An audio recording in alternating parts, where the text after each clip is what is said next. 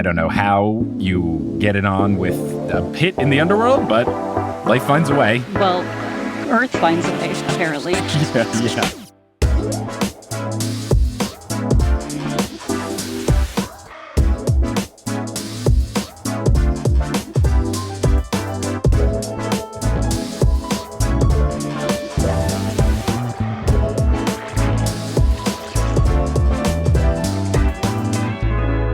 What's good? Thank you so much for tuning in to another episode of The Newest Olympian. My name is Mike Schubert. I'm the titular Newest Olympian. I am a 32-year-old man who never read the Percy Jackson books as a kid. I read them as an adult because I was determining if society had been sleeping on the series. I said yes, and now I'm seeing if society's been sleeping on all the other stuff that Rick Riordan put into our lives. And I am joined on this episode by a very special guest because I'm never on this quest alone. I'm joined by someone who's making their debut on The Newest Olympian, but I was very excited to learn that they are a Percy Jackson fan. You might know them as the co-host of the very good book-related podcast, Pod and Prejudice. It's Becca from Pod and Prejudice. Becca, how's it going? Oh, it's going so good. I'm so happy to be here. I am so delighted to have you here, and here will be the true test of my resolve of actually trying to talk about Percy Jackson on this Percy Jackson podcast. Will we talk about these two chapters of The Lost Hero, or will we just talk about Pride and Prejudice for an hour and a half? Oh, well, that's going to be a really good question because for those of you who listen to my podcast, you may have heard Mike guest star once or twice on it. And this is something we learned about Mike on our podcast, myself and my co-host Molly.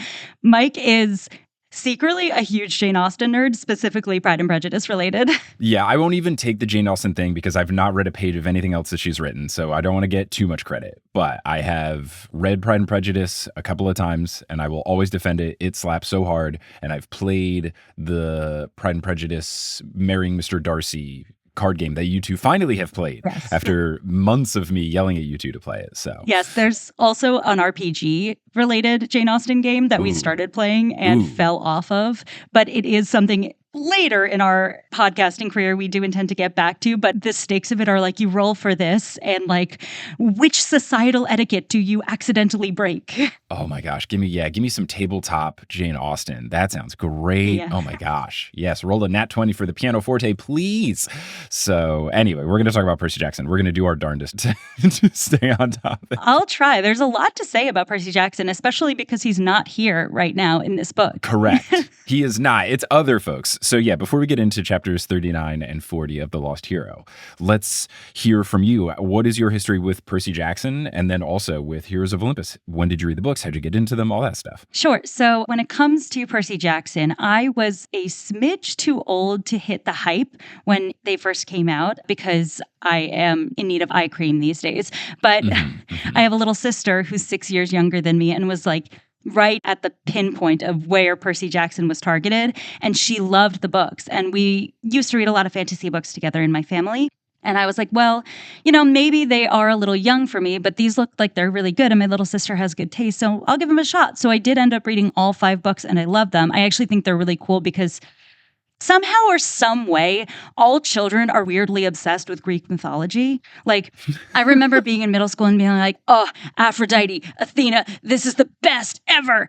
But for some reason, there's been no really awesome, like, bestseller fantasy series capitalizing on that until Rick Riordan went ahead and made the Percy Jackson series. So it, like, manifests the energy of what it means to be a middle schooler obsessed with Greek mythology in the best way. And I'm sure I'm going to catch flack for people being like, what about this version? What about this version? I'm talking about really like iconic upper echelon middle school series that really take the cake. And Percy Jackson is up there with the best of them. Yeah. Anyway, I read the initial Percy Jackson books like that and I loved them. I thought Percy was a really endearing character. I'm completely insufferable know-it-all like Annabeth. And I personally was very attached to Grover as a character. And then I ended up reading the first of the Heroes of Olympus series, just this one, The Lost Hero. And I actually fell off because this one came out in 2010 and the next one came out and I was in college. And when I got to college, I wasn't with my little sister anymore and everyone was reading Game of Thrones. So I took a little bit of a darker fantasy turn in college and spent my freshman year reading all 5 of the 1,000+ Game of Thrones series. Okay. All right. And then have you finished the Heroes of Olympus book since, or is this just you've read just The Lost Hero? I actually have only read this one in the series so far, but I think considering the fact that Percy Jackson hype is back, given the series and given this podcast that I've heard of that is kind of popular. I was going to say, if you want to get into the rotation of people that I trust to be good guests on the podcast, barriers to entry, you just keep reading the books, you can keep coming back on. Oh, perfect. So I know what I'm going to be doing on my audiobook ride home. I think I know the name of the next one, but I don't want to spoil them for you because I don't know what the name of the next one. I know the name of the next one is The Son of Neptune. I don't know anything about it, though. All I know is that the beginning is apparently really good, so I've intentionally made that the New York live show that I'm doing on September 23rd. Oh, well, that's actually good to know. Yes, no, yeah, hey, come through. But I've made that intentional because it's like, all right, it would be fun if we're doing the New York show, like let's do some chapters that really slap. So in the most non-spoilery way, I asked Kelly, like, if I was going to do a show, because I was looking at the calendar, it's either going to be the end of The Lost Hero or the beginning of Son of Neptune. What is going to like hit harder? Like the last couple of chapters of The Lost Hero or the beginning of Son of Neptune? And Kelly was like, you should do the Son of Neptune. So that will be the New York show. Hello, this is Mike from the future, just jumping in real quick to confirm that yes, this is the New York City show, and we will be streaming the New York City show with a 7-day replay. So no matter where you live, you can watch this as long as you get the internet, and you have to have the internet to be able to listen to this podcast. So you get the internet, you can watch the live stream of this show by getting tickets at the newsolympian.com/live. Anyway, back to the podcast. But I do know that. I know the names of the other ones, but I'm not like 100% positive like what is 3, 4, and 5.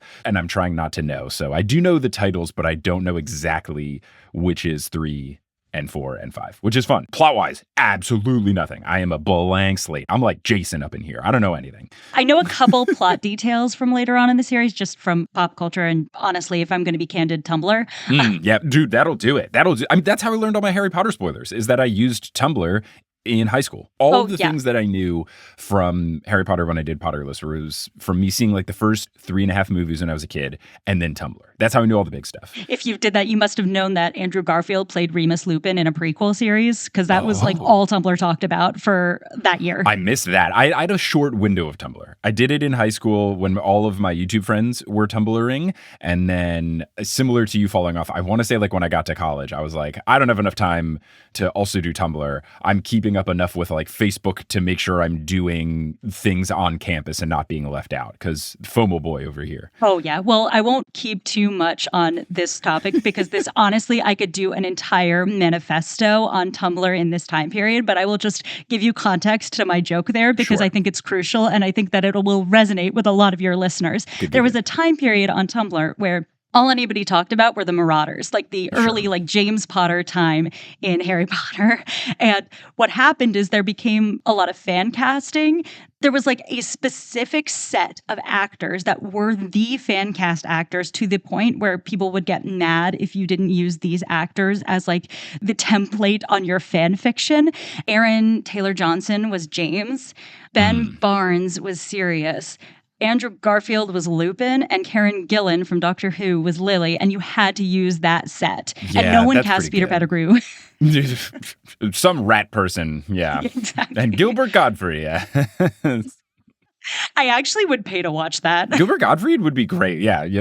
Especially him having a conversation with Voldemort later on. Oh, it'd be fantastic. I specifically want to see Gilbert Godfried play a teenage Peter Pettigrew. Yes, yeah, everyone is young, and then he is older, like Danny DeVito, like that kind of thing. And then just no one says anything about it. It would be perfect. No one says anything about it. It's like the Muppets, but just Peter Pettigrew. Totally. Yep. Great. Done. I would say let's do this, but I don't think we can Let's get not the rights. Send money to certain people. Yeah. Not at all. No, she's so bad. She's so bad. Let's talk about Percy Jackson instead. So we're going to be talking about chapters 39 and 40. Chapter 39 is called Piper, but of course we will retitle it by the end of our discussion here. So we'll come up with a new fun, quirky, like what if it was in the PJO series title. Okay. So you can get the gears turning there. But where we last left our heroes at the end of chapter 38, they just dealt with all the Aeolus stuff and they got yeeted out of a tunnel thanks to our good wind friend Melly. And I'm very excited to see, okay, what happens? What's going on? How did they escape? Where did they end up? And chapter 39 begins with, quote, Piper dreamed she was on the wilderness school dorm roof.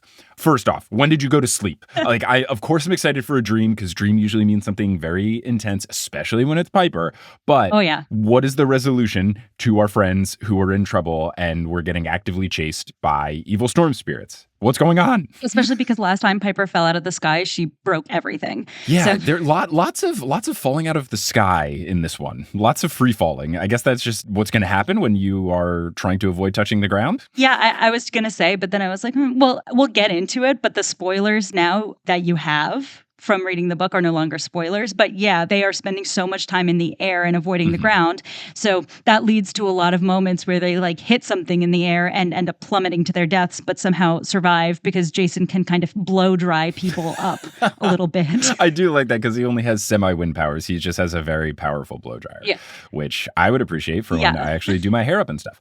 So Piper is on the dorm roof with Jason, and they are getting ready to watch a meteor shower. As narrator Piper, she says, quote, she didn't want Jason to think she had led him there on false pretenses, even though her pretenses were totally false. I love this. This is great, especially for like high school kind of thing. This is such a move where you got to do like, yeah, I'm kind of doing things for a certain reason, but also like there is an objective of why we're here. I love this move. This is good. And you know why? She's a daughter of Aphrodite. If there's one thing she's super powered at, it's making a move. Yeah, and it's fun coming fresh off of the Leo chapters where he has the antithesis of game, where he's trying to get it with Thalia by like loudly announcing within earshot to Jason that she's hot, just like the worst move possible. It's good to see the alpha and the omega. Have you ever heard of negative Riz as like a concept? I mean, I know of Riz, even though Gen Z continues to tell me that I don't actually know what it is, but I'm pretty sure it just means like game. So negative Riz would just be like lack of game. Or is it so bad that you are like anti-game? It's exactly that. So negative Riz is when you go around the side of being so bad at getting girls that you come up back the other side and you're actually an icon and a legend and a womanizer. Like, so it comes back around to where you're so bad at it that you're good? It's so bad at it, you're appealing, like basically. Okay. Oh, gotcha. It's like you've gone so far in the opposite direction of being so bad at getting people that you end up on the other side of it and you're actually good at getting people. And I feel like Leo is someone with negative Riz. Maybe, except the problem is he's like I think he's at the point just before you can get into it. Because it's not like he's saying something so strange or confusing that she's like, what? Oh, so interesting. No, he's at the point where it's like, what is the worst thing I could say? And it is I could loudly announce that you're hot. I'll put it this way. It's because he's gone around the other side. The entire audience is in love with him. Yeah.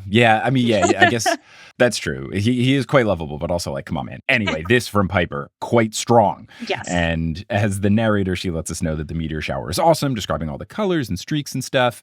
And she says that the meteors are coming every minute or so. And she thinks that Grandpa Tom would have some Cherokee explanation for it. Jason is shocked that Leo didn't want to see the show. Piper reveals she didn't invite him. Let's go, Piper. I'm so proud of you. This is fantastic. I don't know what I would have done with this level of game in high school. I had such the opposite. I had the negative Riz. Did it come back around? Did it work? Boys throwing themselves at you? I was like just shy of making it work. But when she says this, it's a perfectly layered move because it starts with the false pretenses of going up to the meteor shower. You're up there together and it's really lovely. And then you reveal that he's not coming. Yes. And then Jason gets to be happy about it. Perfectly done. 10 out of 10, girl. So proud of you. It's good. I don't know that I ever had any game where I've done something this crafty. A game that I did have that I utilized in high school and also post-college a couple of times was just like, at some sort of event, identifying someone in a terrible, like, I don't want to be in this conversation, and then saving them from that conversation and then having our own conversation. I did that at least twice. Because I can just like read the facial expressions. Yeah, it's like you just see the facial expressions and be like, this girl is getting mansplained to death by this guy. And there's no one else in this conversation. I'm going to come in and like be her parachute out of here. And then we can talk. Yes. I used to, when I was single, have a penchant for shy men. And so whenever there was like the one guy at the bar who like all of his guy friends were talking to other girls, I'd be like, that one. Nice. Hey, that's perfect efficiency. Yeah. Like what a beautiful type to have. It was. But there was a lot of panic because sometimes they were like, why is she talking to me? Yeah, there's certainly the risk. But Piper does take a risk here by revealing that she didn't invite Leo, but Jason immediately knows what's up and smiles, so he's into it. They're flirting a little bit back and forth. They begin to dance. They kiss.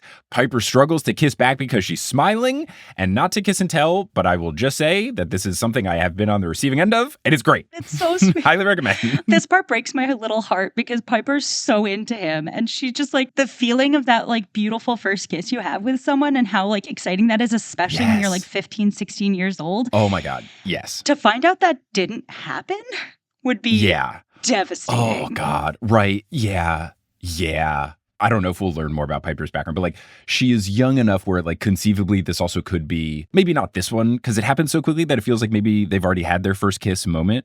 But regardless, like Jason could be her first kiss. She's young enough where it's possible. She's had a stressful enough life where it's possible. Yeah, that would suck. That would suck. Ugh. Especially this one. Like, this is a really cool kiss, too.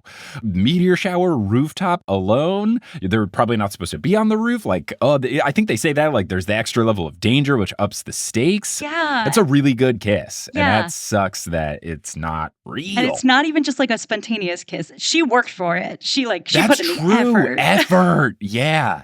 Man. Who's behind The Mist? They're too good at their job. Like, The Mist scriptwriter, too good. Not fair. That's actually a really good question. Is there like a god up in Olympus, like sitting there with the headset like they do in the movies when they're like directing a live television event and being like, and I need go. more meteor showers, more. Sunset now. Yeah, I guess maybe the closest thing would be Morpheus was in charge of dreams in book 5. I don't know, but he seems evil. It feels like The Mist is more neutral, but I don't know. Whoever is in charge of it is doing too good of a job. It is too crushing. I don't want to get too philosophical here, but The Mist is something interesting to think about because how much of it is like put on by the gods and how much of it is supposed to be just a trick of the human mind to fix things that shouldn't be. It's hard to tell. How much of it is like stuff Piper's envisioned in her head and then it's just kind of like playing off of that, like seeing what you want to see kind of thing. Yeah, because she's the daughter of Aphrodite and she would be able to come up with this like really beautiful, thoughtful, and romantic first kiss between her and Jason. Like that would be the fantasy come true for her. Yeah. So it's hard to say like who exactly plans that out and who exactly makes it happen. But there's a thought that some of it could just be Piper herself, what she would hold into that part of her story. Yeah, that's a really good point. Well, we don't have to worry about it too much longer because the dream then changes and it's less fun. We change locations to Medea's department store. Piper is praying that this is still a dream and it's not some sort of situation where she has died and gone to the underworld and this is her eternal punishment.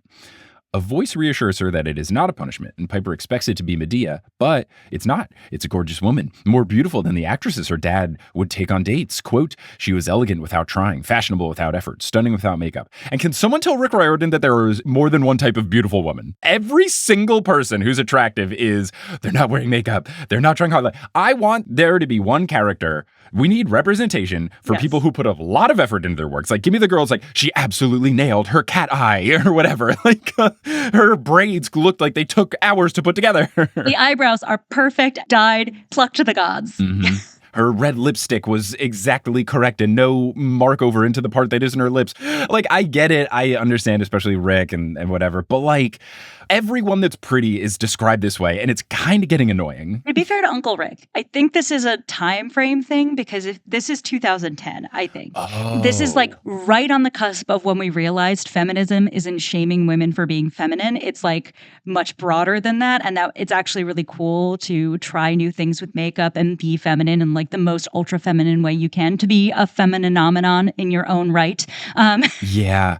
Okay. I did just Google when did What Makes You Beautiful by One Direction come out? 2011. So yeah. Exactly. Yeah. Yeah. So this is like right beforehand, right before it became cool to be like really done up. So right now I'm sure Rick is like, yeah, let's teach teenage girls like they don't have to put on makeup to be pretty. They can be like Piper. They can be like Aphrodite and not have to put on makeup.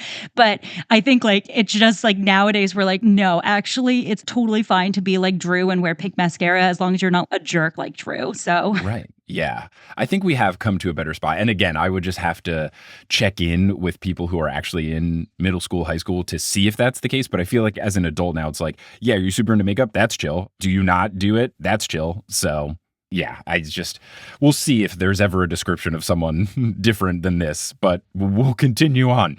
Piper thinks that this person is such a contrast to Aeolus, who they just saw, who was overly made up and plastic surgery'd up. And I understand that. I think that's a different situation than wearing makeup.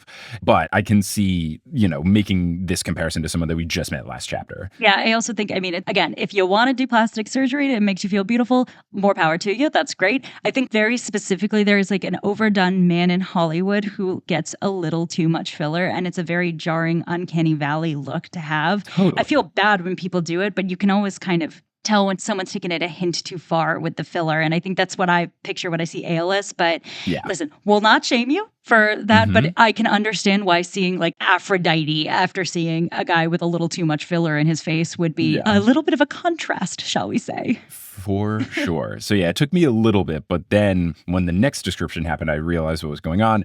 The woman's appearance begins to change and it matches Piper's ideal of beauty. And I remembered that that's what Aphrodite did in the Titan's Curse when Percy saw her in the limo. So then I just wrote my notes, Aphrodite, that makes sense because we've had Leo being visited by Hephaestus. Now we're getting Piper visited by Aphrodite in her dream. Totally makes sense. Piper does check that it is Aphrodite, and Aphrodite informs her that, yes, it's me. Yes, you're dreaming. And if anyone asks, I wasn't here. And I do love the parents breaking the rules. We've had Hephaestus in the dream. We have Aphrodite in the dream. We have all three of them on the phone with Aeolus. So they're starting to that's weird. Zeus was on that phone call, wasn't he? He was in charge of Olympus' shutdown, right? Well, yeah, he was in charge of Olympus' shutdown. I thought that he was talking to Aeolus himself, not to the demigods necessarily. Oh, okay. So I guess that's different. All right. So the phone call doesn't count. But at the very least, we've got the two dreams are, hey, I'm talking to you. Keep that lip zipped, though. And we can also count in Hera as breaking the rules as well. Right. Yeah. And then even though she doesn't have anyone's direct parentage, she is, I guess, Leo's kind of aunt, ? Or and it's all Greek. They're all aunt, cousin, something. Yeah. Sure. Well, she's tapped these guys. Yeah. she's like following them. She's paying attention to them. Lucky them. Mm-hmm. Oh, yes. What a wonderful position that I certainly envy. Aphrodite is checking out dresses and commenting on them. Love this vibe. Piper is in disbelief that the store is still intact because she saw it literally explode. And Piper, you just got confirmation that you are in a dream. Why are you confused? It is a dream. Listen, that sometimes the kids are literal. We could give them that. And you just were on the roof with Jason. Like, come on, Piper. That also didn't happen. You know it didn't happen. I'm sorry, girl. Yeah, and like she knows she's dreaming. Like she said, I hope I am still dreaming. Like you're basically lucid in this dream. Come on, Piper. Come on. Aphrodite says that must be why everything is on sale. Great comment. Love that.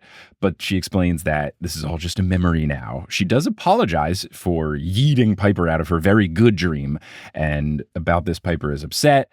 She's embarrassed. She's disappointed and asks Aphrodite, why was this dream, why is this memory so vivid if it wasn't real? And Aphrodite says, much like you were alluding to earlier, that it's because Piper, as a child of Aphrodite, sees possibilities more vividly than others. And she tells Piper not to give up because it could still work out, which I think is true. I think they've had enough new memories and new relationship progress on this journey that I feel like it could be a thing. They've been cute enough together. And I think as far as the whole trio, this is something we got into in an earlier episode with Erica, where she said that one of her gripes with the first book in the series here is that we have these three people, they're starting as friends, but then the memories are fake. But I feel like this journey is such a first team together journey that I feel like they are establishing new memories all together, and it's okay. So even though we had the weird, they're already friends, just kidding, it's fake, I feel like if you take Leaving for the Quest as ground zero, or I guess even just the Las Vegas thing as ground zero, I feel like now they've had such a wild ride together that it's like, cool, new era of the friendship. Yeah. And I like what they have formed by the time we're hitting chapter 39 here. 100%. And it's not like Grover and Annabeth. Grover and Percy had spent a lot of time together, but Annabeth was kind of new to them when the quest first started. And when it comes to these guys, what I find really interesting, first of all, not a bad place to start from if Jason wakes up from amnesia and is like, I wish I could remember this girl being my girlfriend. Like, that's a pretty good baseline for Piper to start with. Yeah. Second of all, I think what I find really interesting about the trio and kind of like question mark about the trio is the fact that both Piper and Leo remember Jason as their friend. Jason, amnesiac, is latched to the people he woke up with, which is totally understandable. But Yeah. there is like a weird complexity to the Piper Leo friendship where there is tension between them where Jason is the glue, but he wasn't glue for them ever. Yeah, that's interesting. Yeah, they have their annoyances, but is anything that they have as friendship real? Yeah. How much of it is real, or is it all fake because Jason was always there? That's what's hard to understand. Like, what was their actual life like at the wilderness school before Jason was there? They don't remember. They remember being slightly irritated by each other, if a little still affectionate, with Jason in the middle holding them together. Like, I don't know exactly what their friendship looked like there, and I don't know what was genuine and what was not. You see them start to bond through this story, which is nice, but it's a mind F for me, if you will. Like, just I don't know which way it goes. Yeah, it's interesting. I wonder, and we'll have to see if it gets further developed. I don't know what's going to happen. Like, will there be a big mist washing away and we figure out the whole truth? We'll see. But we'll continue on with this dream here. And you know that Aphrodite here is taking things very seriously and is coming here with very important information to share, because she tells Piper that she has to handle other matters first. So she's saying, yeah, you could work this thing out with your boy. However, there is something more pressing. So that coming from Aphrodite. Oh my goodness. Oh my goodness. So she warns that Medea and others will be back soon because, quote, the doors of death have opened. And I believe that is a phrase that's in the Great Prophecy currently. Like, something takes arms to the doors of death. So that phrasing is familiar. Piper, as well as me reading this, ask what that means. And I could only imagine the Jennifer Lawrence hot ones thing of like, what does that mean? What does that mean? What do you mean? What do you mean? Aphrodite says that Piper knows. And Piper guesses that the sleeping woman has opened a new entrance from the underworld. And then I went down this weird mental rabbit hole where I was like, does entrance from make sense? Wouldn't it be entrance to the surface and an exit from the underworld? But I guess you could enter to the mortal world from the underworld. It was just this weird thing of, it doesn't matter, but this is where my brain went when it said entrance from. It's like the difference between immigrating and emigrating. Like, you immigrate to somewhere, you emigrate from somewhere. So entrance to the world from the underworld. From the underworld. Makes sense. But I guess it's like your perspective. If you are placed in the surface world, you are saying it's from the underworld. But if you're thinking of the perspective of what did Gaia do, if she was in the underworld, she would have created an exit. She wouldn't have created an entrance. But then she is the earth. So did she create an entrance to where she currently is? Is she in both places? What's happening? Uncle Rick, we have a rhetorical edit. Hi, Uncle Rick. I'm going to ask you a very important question that definitely matters. This is crucial. So Piper's thought is that the dead can now escape to the surface. And Aphrodite adds that it's the most powerful ones that are going to be coming back. So it's even worse than this initial thought. And it's specifically the ones who hate the gods. Correct. So it's the most powerful ones who have an agenda, not what you want to see. Piper also guesses that monsters are coming back from Tartarus in the same way, and Aphrodite confirms, citing that this patron has a special relationship with the pit. And I recalled yes, because somehow, yada yada Greek mythology, Gaia, who I'm pretty sure, going into this is quite obvious, but Gaia and Tartarus birthed the Titans.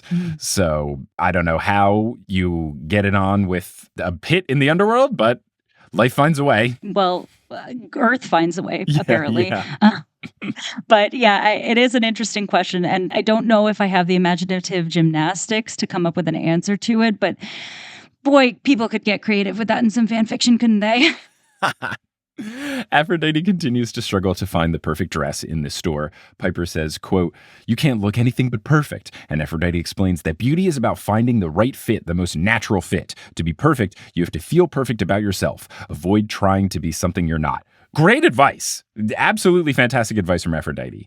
And she adds that this is hard for a goddess to do because they change so often and so quickly. So it's nice to get a scene with Aphrodite where she doesn't suck. Yeah. 'Cause I feel like leading up to this, the only things for Aphrodite, I guess it was really just kind of like the Titan's curse for the most part. Like, she's in the background of some other scenes, but like, this is the first time where she seems cool and good and concerned for her children, which is cool. It's really nice because I think obviously in the original Percy Jackson series, you particularly get a lot of depth to Poseidon compared to some of the other gods. And some of the other gods are written sort of as stock characters a little bit, but you would think that with their own children, they would show more complex sides to themselves. And the gods are much more interesting when they are more complex, in my opinion. Agreed.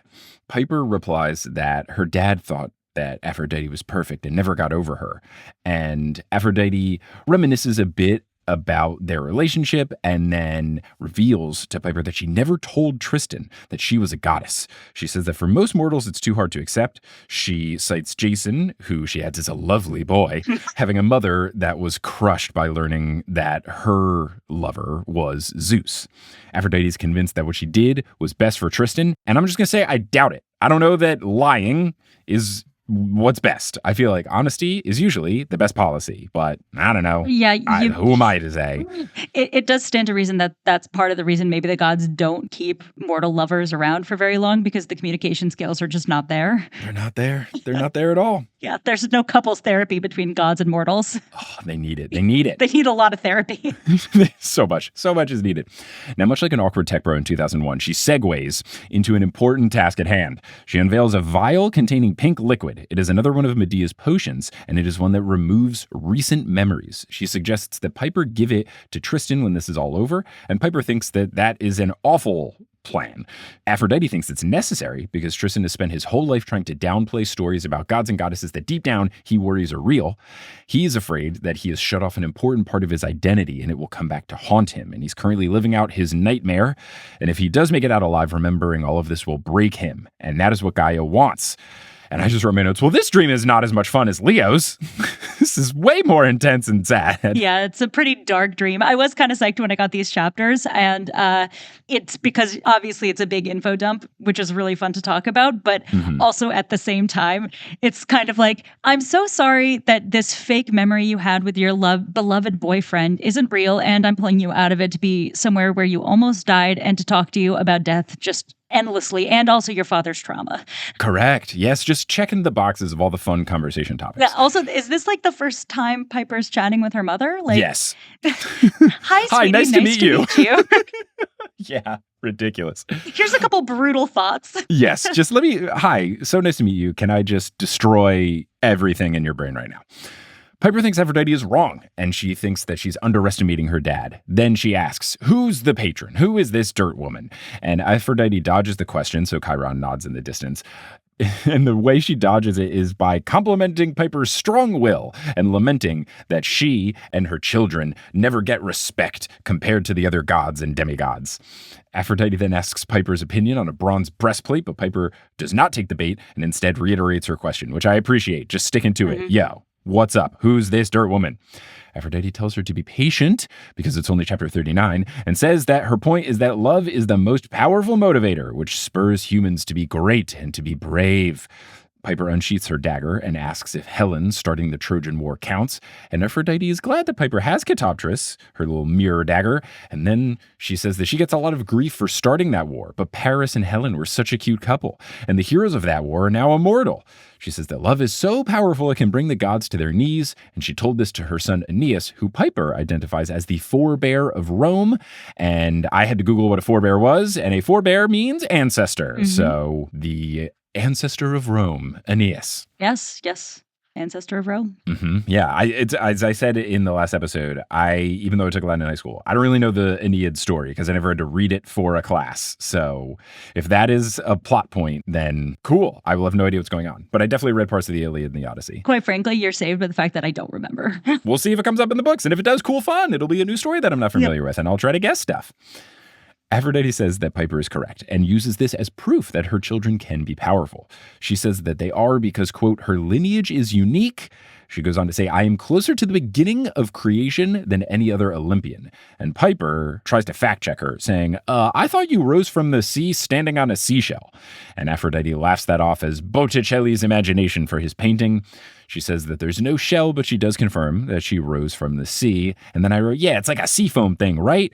And she continues to give the story, saying that the first beings to rise from chaos were Gaia and Ouranos. When Kronos killed Ouranos, pieces of him fell into the ocean, and his immortal essence created sea foam, which gave birth to Aphrodite. So Piper sees what she's getting at. She was the final child of Ouranos, who was greater than the gods and the Titans. So I want to double check to see how this all fits in when I do the mythology episode with Dr. Moya. But this is a very interesting perspective, and I think it is very fun, whether this is like what the Greek mythology says, and you can, I guess, chime in if you know, or if this is just Uncle Rick kind of spitting. But for Aphrodite to go as the butt of the joke goddess / demigod cabin to very powerful is nice, and I think it's fun to introduce. I love it as a theme. I'm not a very knowledgeable Greek mythology nerd, not necessarily my most topped up wheelhouse. If you want to listen to my podcast, I'm pretty good at the Regency era stuff, but still really bad at it all the time as well. But I will say that I like it as a theme of fantasy here, which is that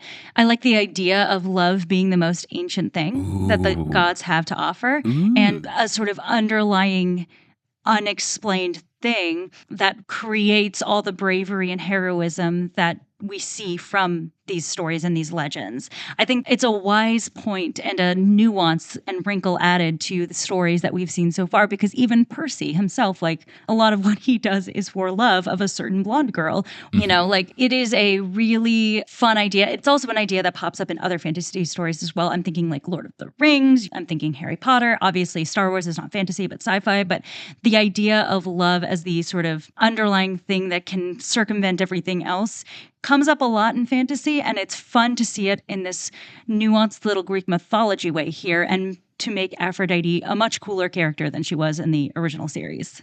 Yeah, I also think what's fascinating is that you have love being created from something more scary and gross and, you know, very like, I'm just trying to think. It's just like the remains of what's his face? Yeah, it's like a vile thing. Yeah. Like, it's just this like very violent situation. And not only is it something very different from love, but it was also done not intentionally. It wasn't this thing of, oh, love is going to be actively created. It is love has spawned from something so gruesome.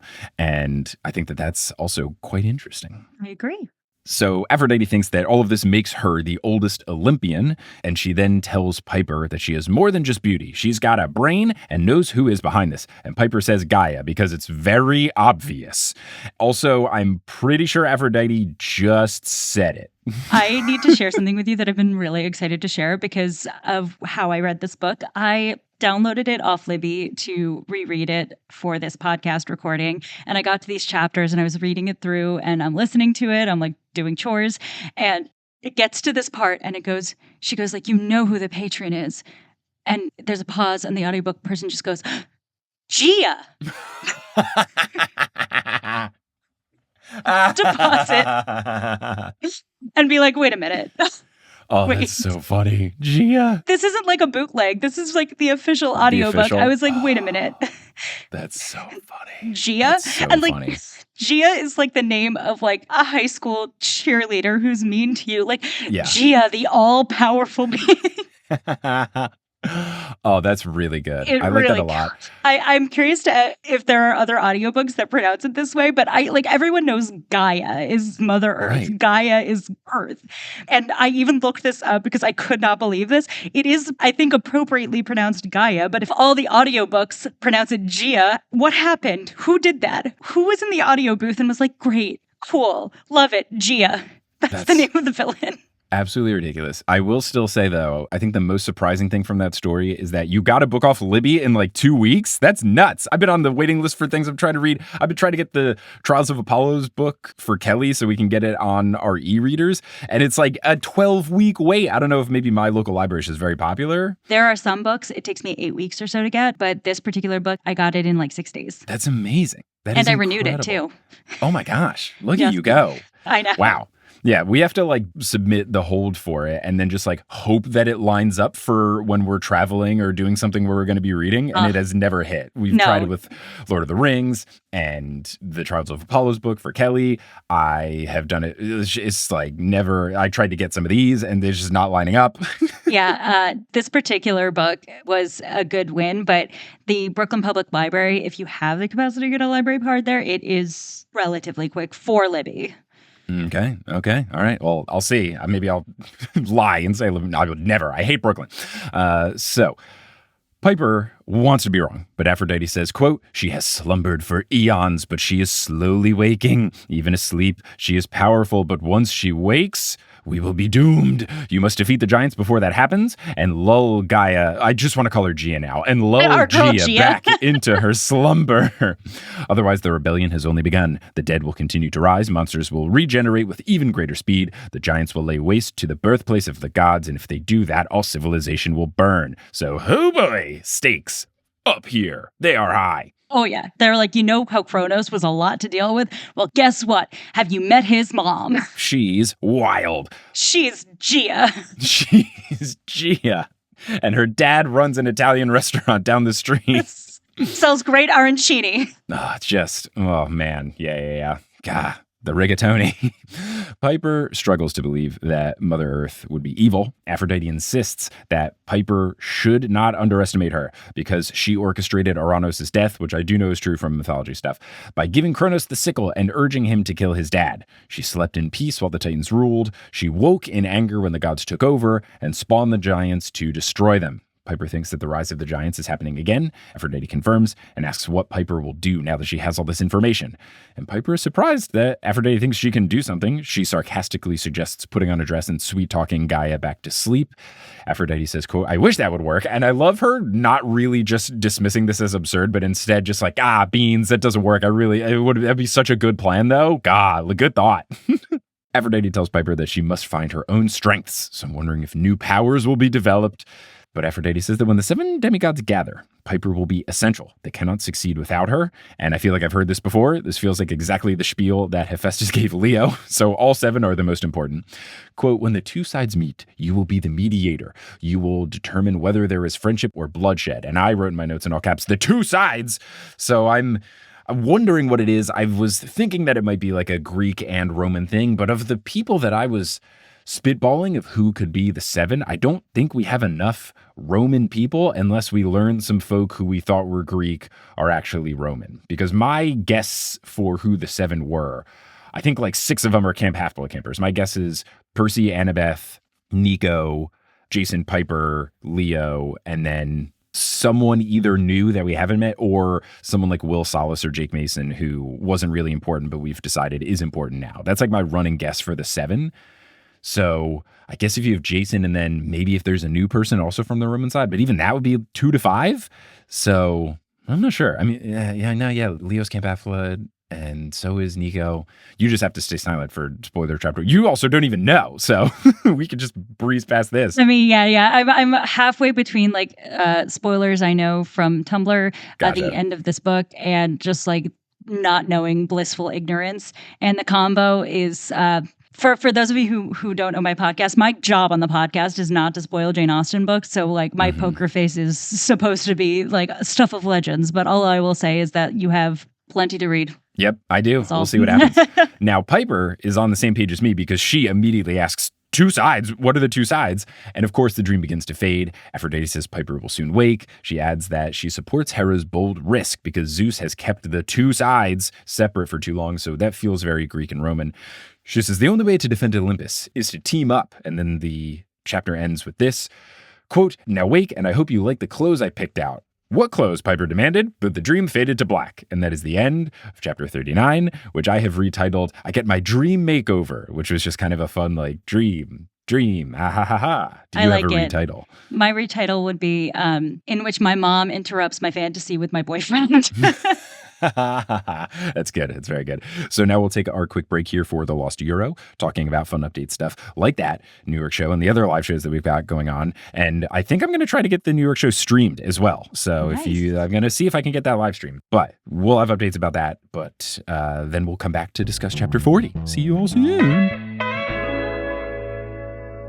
Hello and welcome to the Lost Euro Shubio edition. Got a bunch of updates about the podcast, so let's get to it. As alluded to earlier in this episode, yes, the New York City live show is being live streamed. That's on September 23rd. It's at 7:30 p.m. Eastern Daylight Time. The show will run about 2 hours, but if that day and time doesn't work for you, no worries at all, because every ticket comes with access to a 7-day replay. So for a whole week, it'll be up. You can access the link. You can watch it as many times as you want. You're all good to go there.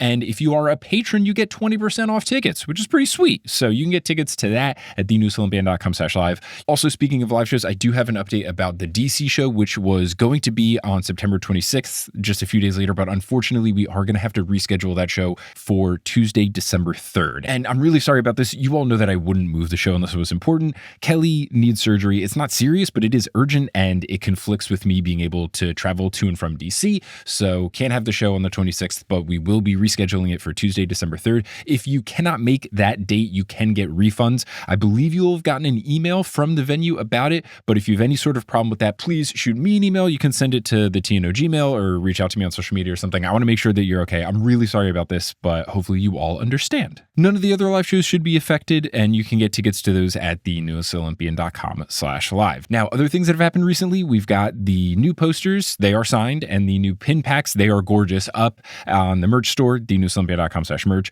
Also, if you join any of the TNO tiers on the Patreon, you get access to the video version of the live show we did in Atlanta, which will become episode 147 of the podcast. So if you can't wait, you can see and hear me and Michael's thoughts on those chapters. So you can check that out on Patreon. And also, just a logistical update, because September is a 5-Monday month, I will be taking the last Monday in September off. So September 30th, there won't be an episode of The New Olympian. If I'm able to, I will post something to the feed about the charity that I will be donating, because I'm donating every time we do one of these weeks off. If I have the capacity and the bandwidth to make that happen, I will put it up. And if not, I apologize. I am a busy boy, and by that I mean I'm a busy dad. But we're going to take that off, and then we'll be right back at it on October 7th with a very fun episode continuing our coverage of The Lost Hero. Also, later in this episode, there will be a time where Becca and I are wondering about the name of a particular hair accessory. It is called the Bump It. I will just leave no context so that you can enjoy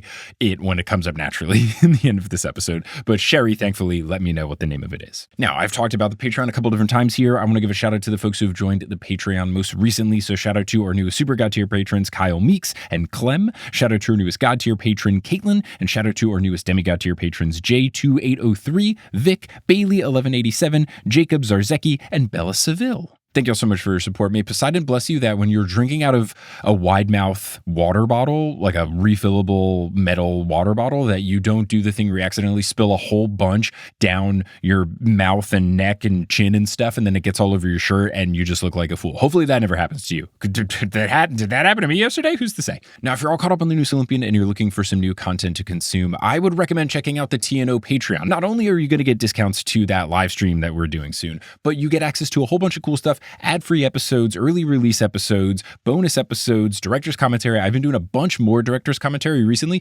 because I take the baby on stroller walks a lot, and that's a great time for me just to kind of talk about what's going on with the podcast. So I give behind the scenes peeks about what goes into the podcast episodes, what goes into the live shows, all sorts of things like that, merch updates, guest updates, things that are coming later down the road. So I've been posting more director's commentary. We recently did a monthly Q&A live stream. We do those every month. There's lots of fun stuff going. So if you really enjoy TNO and you just feel like you can't get enough, head on over and join the Patreon. You also get access to the Discord, which is a wonderful community. So that's all available at thenewsolympian.com/Patreon. Now, unless you're listening on Patreon, where you get access to ad-free episodes, you're going to hear words from a few sponsors who make it feasible for me to be a full-time podcaster. Some of those ads will be read by me, such as from our ongoing sponsors right now, Thrive and Fabric by Gilbert Life. Others of them won't be. The ones that aren't read by me are inserted locally. So if you live in Kuwait, don't be surprised if you hear an ad in Arabic. But once those ads are complete, we'll get back to this episode of The New Olympian. This episode of The New Olympian is brought to you by Fabric by Gilbert Life. Now, in the Percy Jackson books, they're learning a lot at Camp Half-Blood. I don't know that they're learning about financial security for the future. Maybe Yancey was going to teach Percy that, but we're not really sure. And in the mortal world, I also felt like I could have learned more about investing in stuff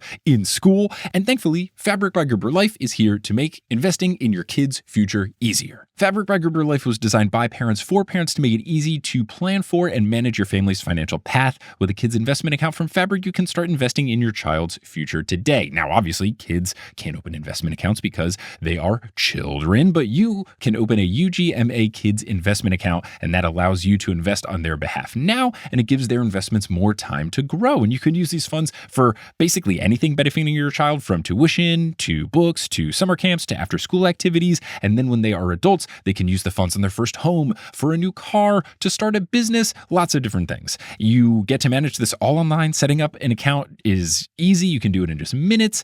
You can share a unique gifting link with family and friends. So if they want to specifically give a gift like this, like I've had, you can send someone a link, or if they're going to give you something that you don't want, you can, politely suggest that they give to this instead.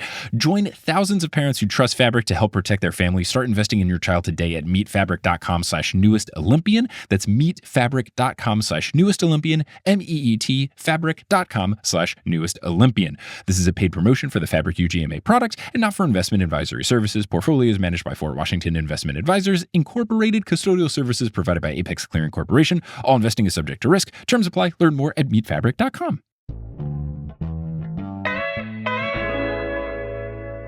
And we are back. We're here to discuss chapter 40, which is also called Piper. So this one opens with, quote, Piper woke at a table at a sidewalk cafe. And I wrote in my notes in all caps, oh, right. Wait, what's going on with the team? The whole full chapter, we don't know what's happening. Where are they? They're at a cafe. What's happening? Big King's Cross energy with Aphrodite in that chapter. Piper thinks at first that she's still dreaming, but then she realizes that she is not. There are a lot of people around. There's traffic. There's just general hustle and bustle. The air is brisk. It smells of eucalyptus. Quote, the street was lined with bottle brush trees and blooming azaleas as if winter was a foreign concept. And I wrote, they're in the Bay Area. And then Piper, literally the next line says, quote, as the narrator, in other words, she was in California. So yes, as someone who lived in the Bay for months and months and has revisited many, many times, this is an accurate vibe. Well done, Uncle Rick. Azaleas all over the place. Oh, yeah. The team is sitting in chairs surrounding her, and they are all sleeping with their arms folded, and they are all wearing new clothes. And I wrote, okay, yeah, right. The end of chapter 39, she said new clothes. So it's not just Piper. Everybody's got new clothes. Piper exclaims, mother, when she sees what she is wearing, and it's way louder than planned, which I love. That's just such a good, awkward thing that happens. You're in a public place, you say something too loud, or you laugh too loud, or whatever, and everyone turns and looks at you, especially in a coffee shop. This hits. Oh, yeah, absolutely. That's me like 90% of the time when I'm out in public. I accidentally raise my voice too loud, and I'm like, right, I have to regulate that. Yeah, for me, it's when I sneeze, because I sneeze in sets of 5, like a normal person, and strangers will just think something is wrong with me, which I completely understand. I totally get. Very abnormal. But for me, it's weirder if I only sneezed once. Yes. I do sets of 3, but my sneezes are comedic timing jokes because I do 1, 2, and then there's a delay, and then there's a third. Look, it's all about timing. Yeah, exactly. So Jason wakes up and he hits his knee on the table, which then jolts everyone awake, which classic little slapsticky bit. Because Piper went down and yelled mother, I'm wondering if she is going to be in something embarrassing. Like, is it something very revealing? Is it something super ornate? I'm very intrigued to see what she's wearing. When Hedge wakes, he goes, what? Fight who? Where? He has committed to the bit. I love it. Stick to the bit. So good. Love him. Jason tries to get a sense of his surroundings, and then he notices Piper's outfit and asks what she is wearing. And what we learn is that she is wearing the turquoise dress that Aphrodite was holding up in her dream with black leggings and black leather boots. And this is so Disney Channel, it hurts. Gosh, this is Wizards of Waverly Place coded. Yes, exactly. It's like Disney Channel circa 2010, very specifically. I read that and I hollered because I was like, that is what I wanted to wear my junior year of high school every single day. This is what the cool girl wears to prom, and it keeps going. It absolutely keeps going. She has on her favorite charm bracelet and her old snowboarding jacket from her dad, quote, which amazingly went with the outfit pretty well. Rick, hate to inform you, it did not. That is impossible. There is no way a snowboarding jacket on top of a dress with black leggings and boots looks good. There is no world. This is like the dream though. Like this, I remember being this girl and being like, I have to be the cool girl. Like there's a specific, like, I'm not like other girls sort of look where you like throw casually on like a snowboarding jacket over your outfit. And it's like so effortlessly chic. But obviously a snowboarding jacket is not going to look nice with leggings and a turquoise dress. Yeah, just a tough look. Oh, man, especially because I think the jacket is black. So we're going to have the situation where you have a black jacket, black leggings, black boots. Are they all going to be like the same darkness of black? I feel like in my brain, her jacket is more faded because it's like old and she's had it for a while. That doesn't bother me so much. Like there's something about the like one-tone turquoise dress of it all, especially with the leggings, that like that is a no-no at this point in time. Yeah. Like that was such a specific look. I'm surprised he didn't be like, oh yeah, and then there was a chunky belt and a side part as well. Oh, like not just a chunky belt, but a chunky belt that's not actually holding anything up. It's just no. around It's just your like waist. slung around the waist when you're wearing a dress. Like it's not even defining your waist, which is how a lot of women wear belts. Like it's just like slung down. And it's diagonal. Yeah. Yes, Yeah. exactly. Way and like has way too many holes for no reason on it. Really big buckle, lots of holes that you would never use. Yeah. Exactly. Yeah, Jeez. that's part of the outfit too. And then if we add on like a little flower crown or like a dangly earring situation, then this is exactly what I wanted to wear to be Selena Gomez coded in my teenage years. Exactly. So she checks her reflection in Catoptris and sees that her hair has also been done. She begins to explain that this is from Aphrodite, but she recalls her mother saying not to disclose their conversation, so she stops herself short of doing so. Leo, however, guesses that it's from Aphrodite, and then he pokes fun at Piper, but Jason asks him if he's looked at himself lately, and it turns out, yes, everyone did get a makeover. Quote, Leo was wearing pinstripe pants, black leather shoes, a white collarless shirt with suspenders, and his tool belt, Ray-Ban sunglasses, and a pork pie hat. You had me until pork pie hat. Yeah. But I guess it's kind of like a 1920s gangster sort of look, so I get it, but it does look kind of ridiculous. It's bizarre to give to a 15-year-old though. Like I could see a guy wearing this like to a hipster bar in Williamsburg or something, but why would a 15-year-old mechanic wear that? The only thing I could think is if it is kind of like what we were talking about earlier with the dream, is this like what Leo thinks is really cool? Like, has Leo seen Goodfellas and he was like, yeah, give me the big fat collar. I want this. Give me the shoes with the white stuff on the top. Yeah. So maybe it's Leo's idea of it, but he's embarrassed by it, so I don't think so. I think Aphrodite just has a weird sense of style, and by that I mean Rick doesn't know what fashion is. And look, I love Uncle Rick, but he does just wear jeans and a blazer to everything. So I don't know that he is the reputable resource for fashion information. I mean, the moment he said leggings and a dress, I was like, this man is not Vogue. It's okay. Yeah, especially because it's leggings. He didn't say tights, which like at least could potentially work. Yeah, so, I think this outfit could work with a pair of like, if I were going to redo Piper's outfit lightly, please. I would make it a turquoise dress with black tights, not leggings, tights. And then I would make it a pair of Doc Martens if we're being a cool girl, and then a leather jacket, not a snowboarding jacket. That's true. This can work. Yeah, the snowboarding jacket is really what's tough. The leggings too, like the combo, because leggings are not a fashion forward item.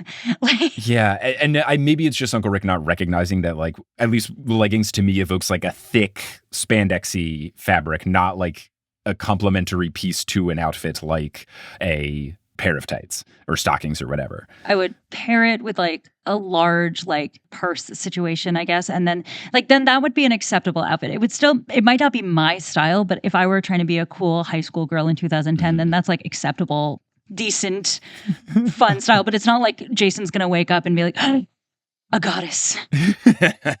She's wearing leggings.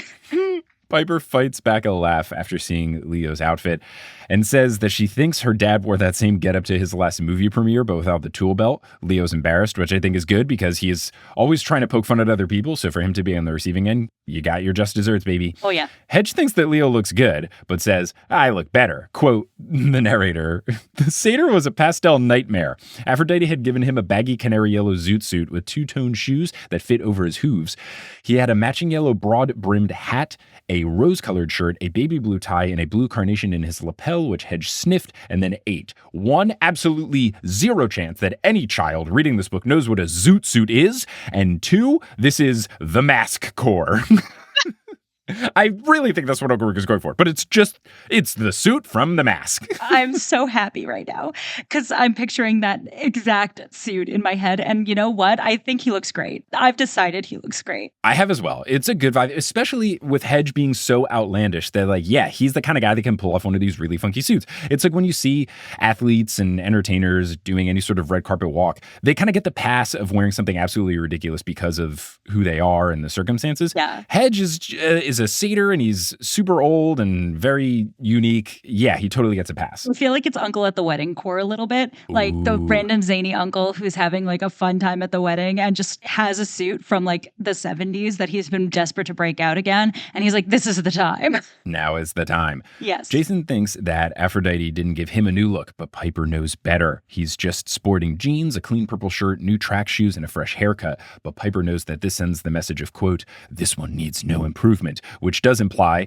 that Piper needs improvement, according to Aphrodite. I mean, it's also such a weird energy to be like, hey, girl, don't worry. I think your boyfriend's hot. Love, mom. She's being a supportive mom. That's exactly. Piper basically pulls what I do on this podcast of Anyway, Percy Jackson a lot because she asks, all right, how did we get here? And I'm very happy that this is happening because I want to know this. Hedge credits Melly, saying that she shot them halfway across the country on a soft breeze that braced their impact. Leo feels awful that they got her fired, and she wasn't going to last long. We saw that the average job length there was 12 hours, so I don't know how bad you really got to feel. Hedge says that there's no need to fret because she couldn't help herself around Hedge, who simply has that effect on nymphs. He pledges to contact her after all this is over to see if they can settle down and raise a herd of baby goats together. And look, when you know, you know. I want it to work for them. Have you seen that meme from The Office where it's like Idris Elba being like, I am aware of the effect I have on women? It's like that, but it's Hedge being like, I am aware of the effect I have on nymphs. Yep. 100%. Piper says she's going to be sick and asks if anyone wants coffee. Hedge is hyped for it. It made me wonder, do all satyrs like coffee, or did Grover spread the good word of coffee to every satyr? Because I feel like for Grover, it was a new experience. And I don't know if it was just a Grover thing or if like satyrs didn't know and he went to every satyr was like, you guys got to drink this stuff. Chicken or egg situation, isn't it? Because it's either that Grover tried coffee and was like, this is incredible, as all satyrs do, or it's that Grover tried coffee, went around to everyone and was like, you got to try this, and now all satyrs love coffee. I'm inclined to think it's the former, where they're just inclined to love coffee, but... For whatever reason, I thought it was the latter, but I just don't remember because I've read The Titan's Curse once, and it was years ago at this point. Hard same. Jason wonders how we're going to pay for anything, and their bags are at their feet, and in hers, Piper finds two unexpected items, a wad of cash and the amnesia potion from before. Hedge then orders over a waitress and orders 6 double espressos for himself, and then says they can get whatever they want, and Piper will pick up the tab. Kind of rude. I feel like you could treat the waitress a little bit better, but still fun energy coming from Hedge here. If you go one step further, there was someone who was a waiter for a couple of years. I don't love the bossiness, but him ordering stuff, telling them to get whatever, and then not footing the bill is funny. Yes, I relate to Coach Hedge, not because I'm mean to service workers, but because I'm grumpy, a little violent, but also very hungry all the time.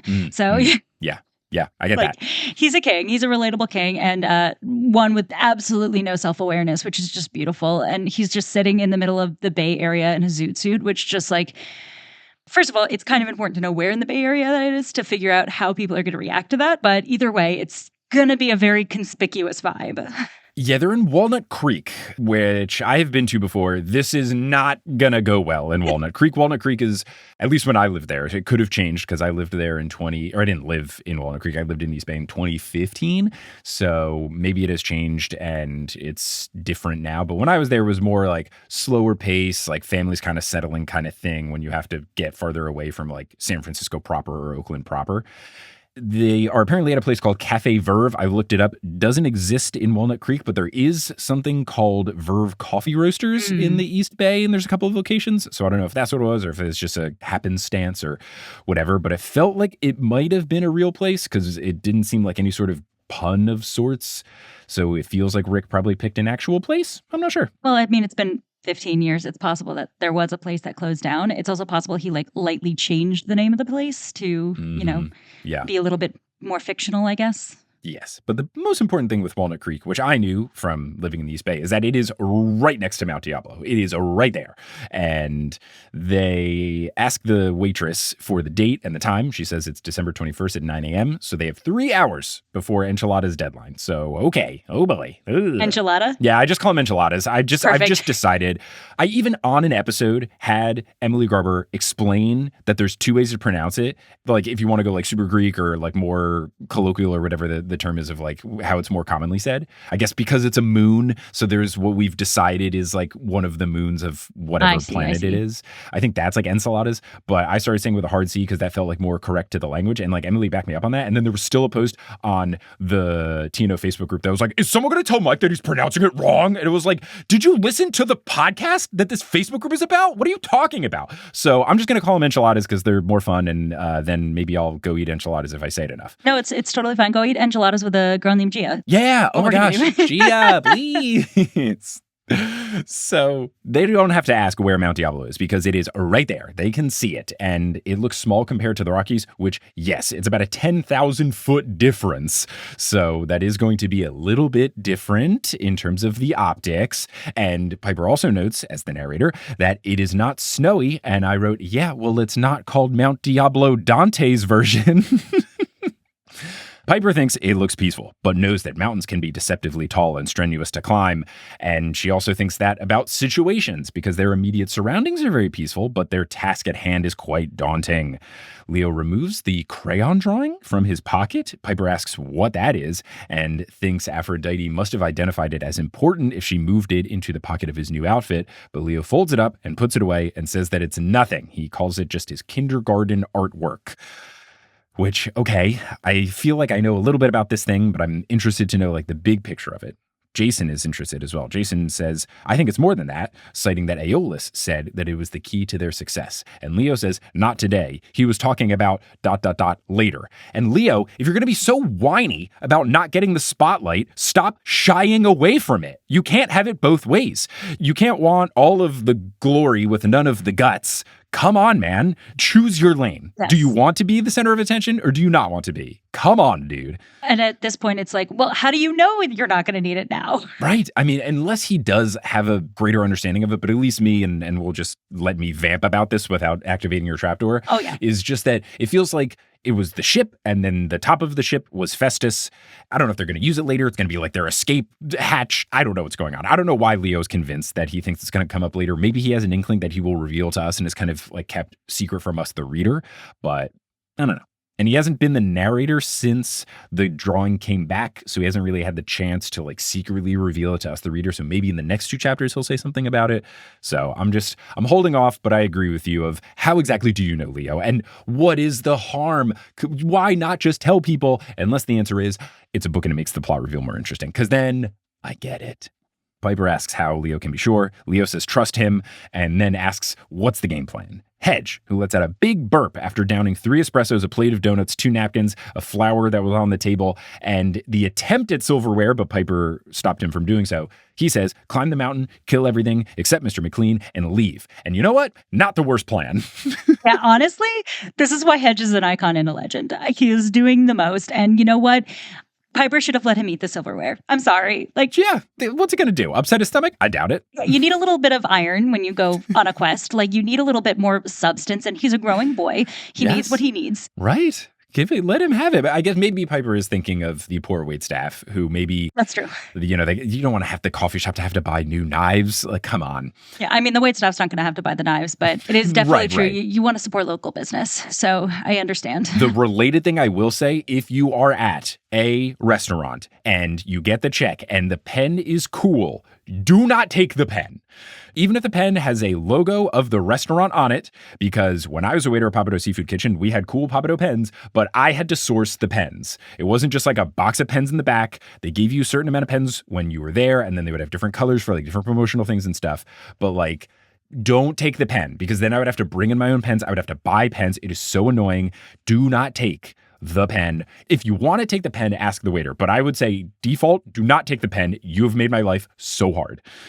That's your PSA for the day, folks. Yes. So. And also tip your waiters if you're in America where it's like a tipping place. If you could only do one, though, if you're either tipping or not taking the pens, make sure you don't take the pens, right? No, tip. Please tip. I can buy a new pen with the tip money. I'm kidding. Please tip your waiters. They need it. Please. Jason says, thank you, General Eisenhower, to Coach Hedge. Why did Hera leave that in there? Why is that still in his memory? Why is it important that he knows who General Eisenhower is and his vibe? Well, I mean, I get the sense that Jason doesn't misremember everything. Like, there is some stuff he remembers. He remembers anything that doesn't have to do with his own personal past. So he knows how to like brush his teeth. Right. He knows how to like pick out his clothes. He's not an infant. He just doesn't remember personal details about his life, I guess. So you're allowed to have like random historical knowledge of 1950s presidents, I guess, and as long their as it roles doesn't in connect to him directly. Yeah. certain wars. Yeah. Gosh. Piper butts in to say that there is more that the team needs to know. She's taking the anti-Leo approach. She has to navigate revealing the contents of her dream without sharing that Aphrodite was there. I appreciate her dedication to this, but she gets it across that Gaia is their enemy. And Leo, like Piper was in the dream, is surprised that Mother Nature would be their enemy, thinking that Mother Nature should have flowers on her head and animals helping her do her tasks. And Piper says that's Snow White, which is great, funny, very funny. Hedge backs Piper up, though, saying that he doesn't think even he could take her on. And you know it's serious when Hedge doesn't think he could defeat someone in combat. Yes, I agree with that. I mean, he doesn't know because Hedge is a genius and a legend. And so we don't know at this point in the story whether or not he could take Gia, our queen. But I believe in him. I love Hedge. I do. I knew a Gia, and I'm imagining it's just this very Italian, like, what's the hair thing that people did in like the 2010s with like side part with the like side-swept the bangs? poof, like you would put it back and it would like have like volume in the poof. You know what I'm talking about? I know exactly what you're talking about. And the bronzer and the like really intense black eyeliner. That's our girl Gia. The Gia she's a lovely person. Oh yeah, great person, great family. But I just imagine her as the villain now, and it's so funny.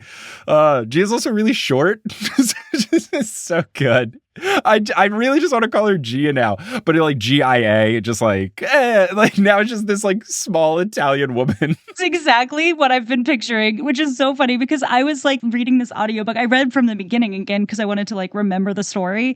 And I was like, oh, right. I remember who the villain is. Like, I remember all this stuff happening. And then I was like, it's Gia. And I was like, it's who? I love it so much. Oh my God. Yeah. It's just canon. It's just Gia now. Yeah. Leo is shocked further. Hedge says that Gia and Heranos were tough adversaries.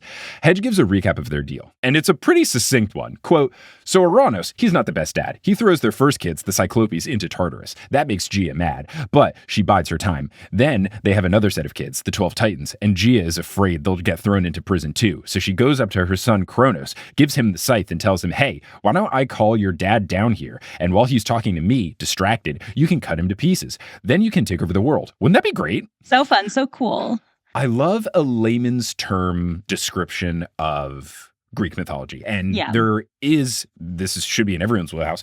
There's the Percy Jackson books. It's like Percy Jackson's Greek gods and Percy Jackson's Greek heroes. And it's Percy describing these stories. I've only read a couple. I did them for live shows, and Kelly made sure I was doing stuff that was like completely spoiler free. But the descriptions that Percy does feel very reminiscent of this. And it's fun because he's very much like, all right, here's Zeus's deal. So anyway, or like, so Athena, Zeus's head cracks open, like it's very, so I describe those books as if Percy was told to give a tour, like he's a tour guide with 5 minutes advance notice. Yeah. It's just really fun. So funny. I actually went to Greece last summer. I went on a tour of the Acropolis, and shout out to my guy Kostos, who was our tour guide on that tour, and he was the funniest man I've ever met. Like, we started the tour and we'd just gotten there. It was our first day, and he immediately starts, and I turned to my fiance, and the two of us were like, we're getting his tight 10 right now, but we have an hour and a half with this man, so this is going to be perfect. And every moment of the tour was infused with so much sarcasm and so much joy. And I was like, you know what? This is the way to learn about Greek mythology. So good on Uncle Rick. And Rick Riordan has like an encyclopedic knowledge of Greek mythology, which is really fun.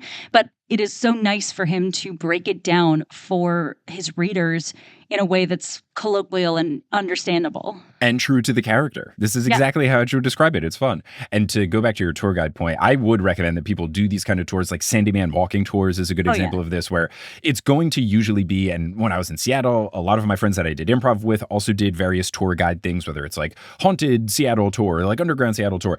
A lot of tours will be hosted by people who are doing stand-up comedy or improv comedy and they don't have anything going on, like this is their day job. So like oftentimes if you're picking from a cool company, not something that's like very like vanilla and corporate-y, you're going to have a very funny tour guide and you will remember more things because you'll remember the joke about the building as opposed to just like the Wikipedia description of the building. Yeah. I'll only share one joke he said because I don't want to blow up his spot, but he started the tour being like, my name is Kostas. I will be your tour guide today. If you lose me, do not call out my name Kostas because 100 different people will turn around. Great. Very good. Very, very good. Anyway, Percy Jackson. Piper immediately loses her appetite for the chocolate chip scone on her plate. Even though she has heard the story, the thought of a kid wanting to kill their own father for power unsettles her greatly, and the thought of a mom wanting their kid to kill the dad scares her even more. And then she finally says, definitely not Snow White. Hedge says Kronos was a bad guy, but Gaia is literally the mother of all bad guys. And just the double entendre kind of thing is really fun. And just overall, I'm so ready for these 5 books because that's just awesome. It's just so exciting as the villain. And it's just like, it's the logical next step and it's just going to be killer. I'm so stoked. Yeah, and they're not overpowering because like Kronos was a huge villain, a titan of a villain, if you will, in the Percy Jackson series. And you do have to up the game for the sequel, but you have to make it a believable way. And you have to be like, oh, our heroes from last book, they couldn't take this new villain in the form they were in that last book. There needs to be like an upping of the game in every regard to get this new villain going. And it's almost like Rick knew he might write another book and he was like, we'll make sure there's another bigger villain in the background that we have in case I need to go even bigger. Because there hits a certain point, and I won't name any names, Marvel Cinematic Universe, that where your villains are so big that you can't top them anymore. And that becomes a problem that you have to work out. Totally. I think that they've done a good job of making it not just feel like a recycle. It's not just the somehow Palpatine returned. It's something very specifically of, oh, it is the next step. So it does make sense that like, we're not just doing it again. We're not washing away the first 5 books. Like it is like the next level. Yeah. So I look forward to the Trials of Apollo books where I guess Chaos will be the bad guy, the mother / father / whatever, the parent creator of Gia and Uranus. So, well, yeah, I look forward to Chaz. When Chaz is the villain in Trials of Apollo. That'll be really fun. So Hedge adds that it is hard for Gia to be fully conscious because she is so old, powerful, and large. Same. Leo asks, well, how does she talk to me then? And Hedge, sipping his 6th espresso with, quote, pupils as big as quarters, says that part of her consciousness is still active when she is asleep, and he warns that her being fully awake is not something that they want to see. And Piper is worried because Gia seems to be gaining more and more power, and she's trying to raise the king of the giants, Porphyrion. Jason thinks if he returns, he's going to produce an army that will set out to destroy the gods, starting with Hera, and a new war will begin, and Gia will wake up for it. And then she'll have to do her hair. Hedge agrees and says that they should stay off the ground as much as possible. And then Leo looks at Mount Diablo and posits, climbing a mountain wouldn't be a great idea then, yeah? And Piper feels even worse about this whole situation. She already knew it was a trap and it was going to be trouble. And a giant enchiladas is one thing, but Gia is a whole new ballgame. She tells the crew that she cannot ask them to do this because it's too risky. And then you just get the chapter ending with this. You kidding? Gleason belched and showed them his blue carnation smile. Who's ready to beat Steph up? Love him. A+. So good. So stoked for the next chapters. But these 2 were very fun. I've retitled chapter 40, A Latte Trouble. I love that. I was going to say my coach drinks 6 espressos. Perfect. Yes. Perfect as well. Perfect. Becca, this was so much fun. Thank you so much for joining. If people want to find you doing stuff, we've alluded to it. Where can they find you? Of course. Thank you so much for having me. First of all, this was a blast from the past for me. I'm definitely going to go back and read the rest of the books. Yeah, you're gonna be in the mix. You have officially entered the rotation of people I can trust to be good on this podcast. So amazing. All you got to do is read the books. And you've passed your prerequisite for the next course. Lovely. I cannot wait. I'll bring like arancini next time to talk about Gia. Yeah, we'll do our next one at an Italian restaurant. Sipping espresso.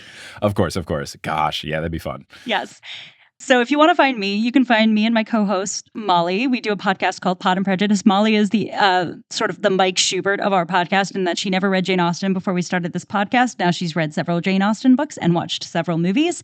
I am her guide through that process because I have read many of the Jane Austen books and watched many of the movies. So you can find us at everywhere Pod and Prejudice. You can find us at Pod and Prejudice on any podcast app, Spotify, Apple Podcast, YouTube even.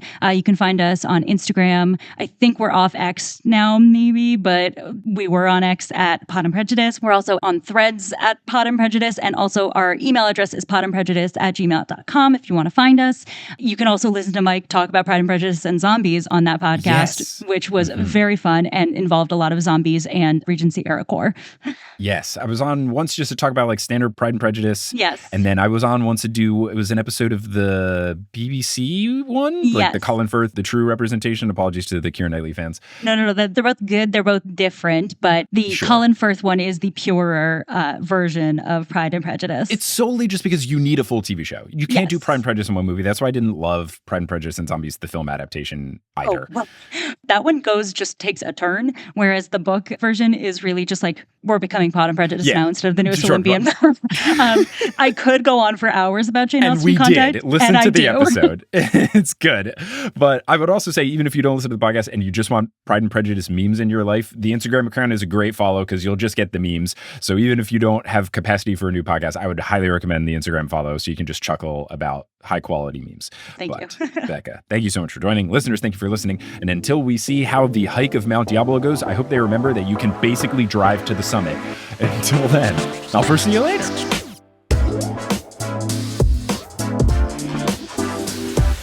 Hello, thank you so much for listening to this episode of The Newest Olympian. This podcast is created, hosted, and produced by me, Mike Schubert. I also run the social media and the website. Our editor is Sherry Guo. The music is by Bettina Campamontes and Brandon Grugel, and the art is by Jessica E. Boyd. If you can't get enough of the podcast, you can get involved in a couple of different ways. First, you can support us on Patreon, where you get bonus content. You can go to thenewestolympian.com/Patreon. You can also find us on social media. We're at Newest Olympian on Twitter, Instagram, and Facebook. You can go to our website, thenewestolympian.com, to learn more about the show. You can check out live shows that we've got coming near you at thenewestolympian.com/live. You can check out our merch page at thenewestolympian.com/merch. That's also where the TNO coffee lives. And for community stuff, we have a subreddit where you can chat with folks, reddit.com/r/thenewestolympian. And we also have the Discord, which is accessible to all folks on Patreon. Speaking of the Patreon, I want to give a shout out to our folks producing at the highest tier, our producer level patrons. Shout out to Kelsey Gillespie, the Damn Steam Nuggets, Vicky Garcia, Veronica Bartova, Frida Vikstrom, Megan Moon, Craig McRoberts, Taylor Payne, Sabrina Balsiger, Boney Pony, Polly Burridge, Nikki Harris, Tatiana Schmidt, Sandra Rose, Josh Sayer, Josh Wilkie, Abby Ryan, Ashton Gabrielson, Marco Redhouse, Sam Reeby, Riley Giddes, Mrs. O'Leary, Milo Kim, Sandkopf, Julia Kendall, Rike, John Drillsma, Rayla Matthews, Sky Mallory, Persasabeth, Aiden Parziani, King Bastion, One Damn Distraction Coming Up, Ginger Spursboy, A Cup of Solace, Meg Roy, Bradimus Prime, Skylar Sisters, Scott Sheldon, Sophie, Natanya Page, Ann M. Thayer Cohen, Finley McLeod, Sarah Elise Arnson, Bella, Hayden Neal, Percy Jackson, Han Haley Hingleheimer Schmidt, Catherine Sloan, Jessica Phillips, Haley Mary, Jim Jam Koopy, and Kitka Crumbs. If you want to help out the show in a non-monetary way, word of mouth helps the show so much. Whether you post about the show on social media or you reach out to someone directly, someone who you know is a big Percy Jackson fan, or someone you've been trying to convince to get into the Percy Jackson books, saying, hey, there's this podcast that's called The Newest Olympian. It's really good. You should check it out. Also, you could leave the show a rating and review on whatever podcasting app you're using. Whatever you do to spread the word of the show really does help. I'm appreciative to anyone who has done it in the past, and I'm appreciative to anyone who will do it in the future. But I'm just so thankful that you tuned into this episode, and I hope you tuned into our next episode, where we will be joined by Michael Hollis live in Nashville, Tennessee, to break down chapters 41 and 42 of The Lost Hero. But until then, I'll see you later.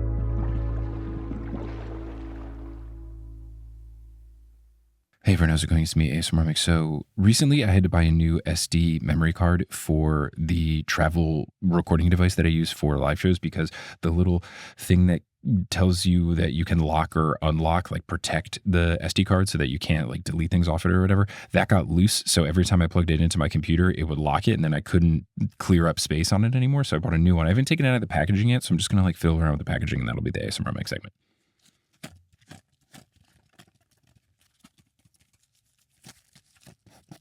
Thank you so much for listening.